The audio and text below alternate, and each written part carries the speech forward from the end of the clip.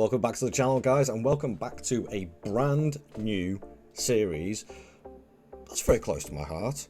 And as viewers of my previous videos will know, that I am a Liverpool supporter and also a massive fan of Jurgen Klopp. Sad to say, obviously, he is leaving at the end of the season, so it sort of gave me a little bit of inspiration on what to do next and where to take Liverpool and do a kind of semi-rebuild with a little twist. And this is going to be the youth/academy save, where it's a similar premise, or pretty much the same premise I did with my Dortmund save, where players I will sign are basically under the age of 21, or they will come through my youth academy system. Now, with that being said, the youth academy system on here, yes, Liverpool do have really good facilities. They do. I mean, you look at that, the reputation is outstanding, training facilities, youth facilities are great.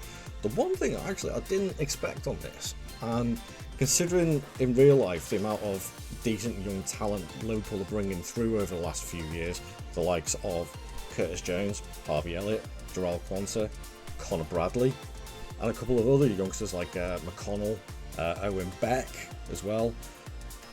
These ones, I don't think they've been given a fair crack on this game. I think they've been buffed down a little bit, and also I think our youth recruitment is a little. If you look at it, it's only 3-star, and so the target is obviously to keep Liverpool established. I want us winning everything that we possibly can, but I want to see what talent we can produce as well as bring in. So I want that youth recruitment set up to 5-star. Basically, I want everything on 5-star as quickly and as best as I can. Obviously, we start off this season with a slightly lowered capacity in the stadium as well. Financially wise, we're okay. I didn't really spend a lot, but it's the 2nd of September, so we've gone past the transfer window, and there has been a surprising departure. Let's have a quick look. So, transfers out, if I do it by date on here, you'll see a certain Mr. Virgil van Dijk has left. Bloody Saudi Arabia again, coming in, and he wanted to go. And at the age of 32, in the direction I want to take the squad into, building it into a really young squad that will grow together, it kind of made sense to cash in on him. So I got 80 million for him, which is great. I did spend a little bit, and I brought in DYNASTY. So again, at this point in time, he's 22. He was 21 when he signed.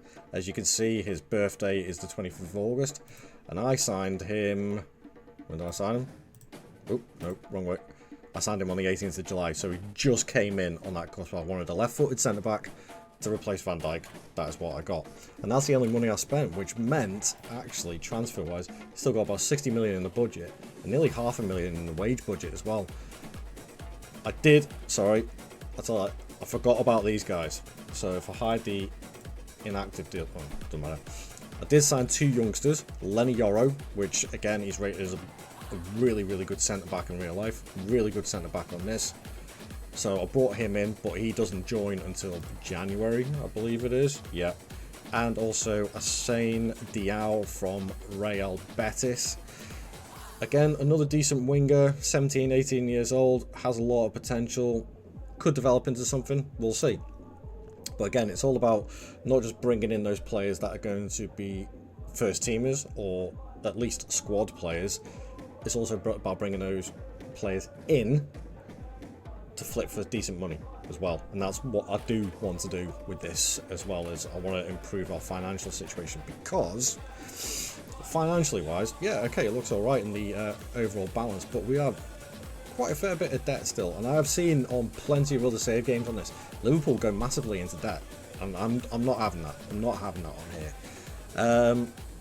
Schedule wise, it's gone pretty well. Beat Man City first game of the season, drew with Fulham, and beat Chelsea. So I'm quite happy with that. That's not too bad. We are obviously in the Europa League, so let's have a quick look at the fixtures that came out for that. Senior squad. Right, okay, so I've got Real Betis, funny old thing, Genk, and AEK Athens. So I'm kind of hopeful that we might actually win a trophy this season. I think we can. I think we can. So I'm going to simulate this first season because it is the first season. Not a lot is going to happen. Hopefully I can win a few things, but hopefully as these episodes go on, you will see the vision and the direction that I want this series to go in and what I'm going to be doing for the club. So I'll see you in a few seconds once this first season is done.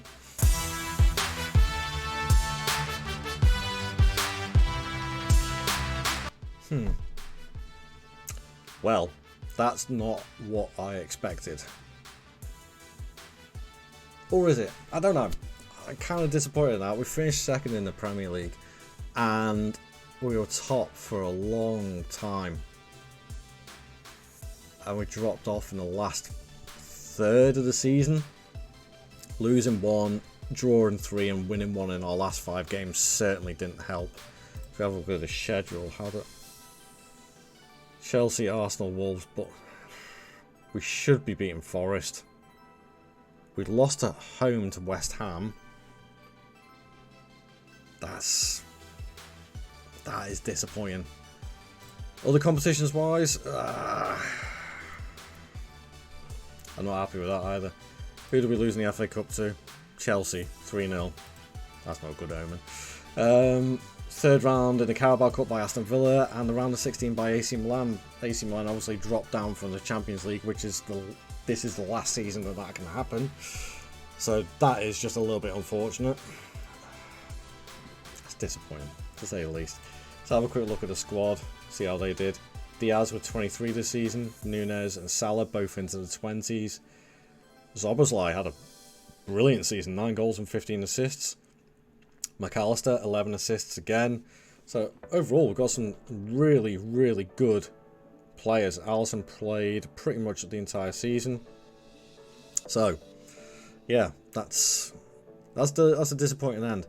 One thing I did forget to show at the start of the video was my staffing. I've had a little jiggle around, and one of the things I'm trying to do over the next couple of years is shift staff out when their contracts are running out to bring better staff members in, like my scouts and stuff like that. When you start off, you start off with this Liverpool save with like 23, 24 scouts. You don't need that many. I brought in more recruitment analysts, so I'm actually technically second best in the Premier League for scouting and analysing. My coaching is brilliant, but the main thing I did do was bring in better staff for my under 21s and also better staff for me under 18s, which I've still got a bit of space for. I'm going to be doing a bit of rejigging on that one as well to help bring the best out of it.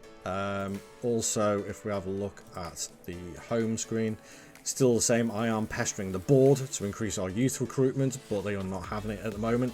So every few months I'll keep on coming back to them and saying, look, it needs to be boosted up. Let's see what happens. Hopefully, come season number 2, I'll be able to get somewhere with that. Fingers crossed. Going into season 2, that being said, let's have a look at the transfers. We've got £128 million in the transfer budget with nearly 400,000 in the wage budget. Matip is leaving us. He didn't play that much, leaving on a free transfer. Another player that probably will end up going is Thiago. I've not renewed his contract. If we have a look at contract info and when it expires, I've got Adrian, Matip, Thiago, 3 older players. Time to bring in the new generation to give the immortality to Liverpool that it deserves.